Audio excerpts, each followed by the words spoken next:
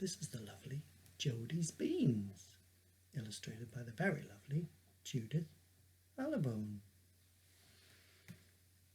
It was springtime, and Jody's granda came to visit. There he is. Oops. Can you see him? He bought Jody a packet of runner beans. They counted them out on the kitchen table. 9, 10, 11, 12, said Granda. That's enough. They went out into the garden and found the sunniest spot where the wind never blew. They dug the soil and pulled out all the weeds, mixed in some compost and raked it over. Then Jody made 12 holes in a circle and put one seed in each. Don't forget to water them, Jody, said Granda. What do runner beans look like, Granda? Asked Jody. Wait and see, said Granda. Wait and see. Soon the tiny green plants pushed their way up through the dark brown soil. Like that. Jody watered them every day, unless it rained, just as she'd been told.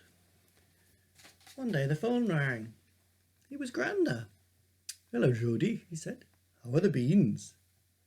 They're growing fast, said Jody. Good, said Granda. Now listen closely. This is what I want you to do. Jody went down to her vegetable patch and pulled out the smallest plants. Now the strongest ones had plenty of room to grow. There she is, doing the gardening.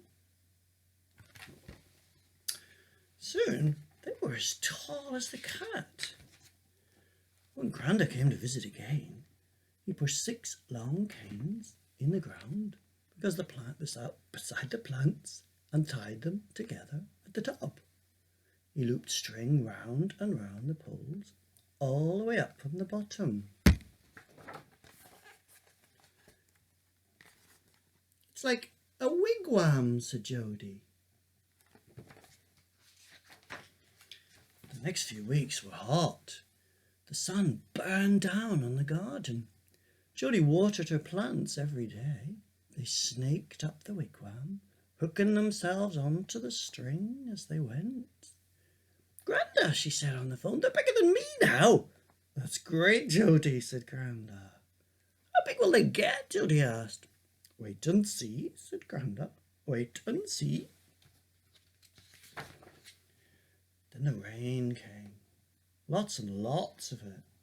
Jody hardly had to water any plants at all.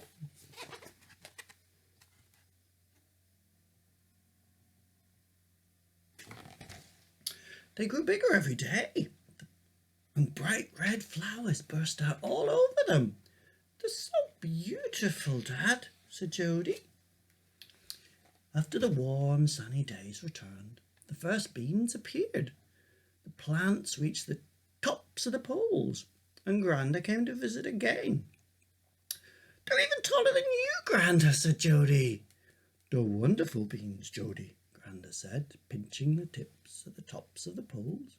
You must have green fingers, just like your Granda. Would the baby have green fingers too, Granda? Asked Jody.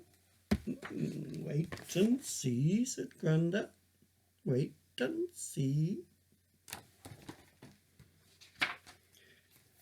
It's time to find out what they taste like, said Granda.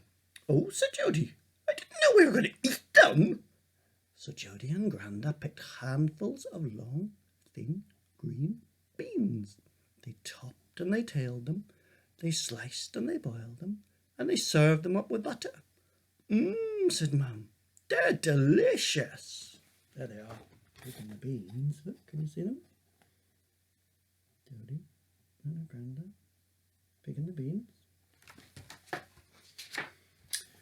The beans grew on and on right into the autumn. Jody picked them every day. If she missed one, it grew hard and knobbly. Mum had to cut the stringy edges off. It didn't taste as nice.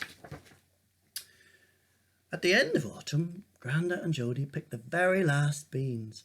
They were the ones right up at the top of the poles where Jody couldn't reach. They were gigantic. They're no good, said Jody sadly.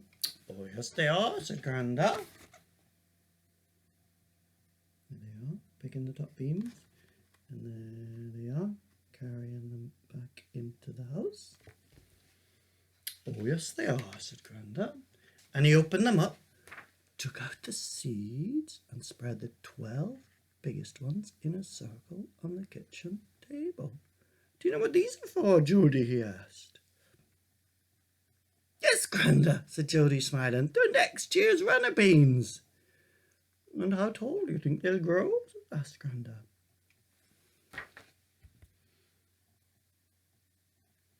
Wait and see, said Jody. Wait and see.